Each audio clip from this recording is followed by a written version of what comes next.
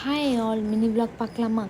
இவ்வளோ அழகாக கிளம்பி எங்கே போயிட்டுருக்கோம் பார்த்தீங்கன்னா, மணக்குள விநாயகர் கோவில் தான் போகணும்.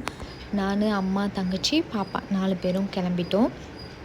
கோவிலில் ஒரு குட்டி வேண்டுதல் இருந்துச்சு, அதை பண்ணுறதுக்காக தான் போயிருந்தோம். போகிறப்ப லோட்டஸ்லாம் வாங்கிட்டு போயிட்டோம். அங்கே போயிட்டு நல்லபடியாக சாமிலாம் கும்பிட்டாச்சு. உள்ளே வீடியோ ஃபோட்டோஸ்லாம் அலௌட் இல்லை சொல்லிட்டாங்க. ஸோ அதனால் உள்ளே எதுவும் எடுக்கல. வெளியே வந்தால் கிளிப்பிங்ஸ் எடுத்தேன்.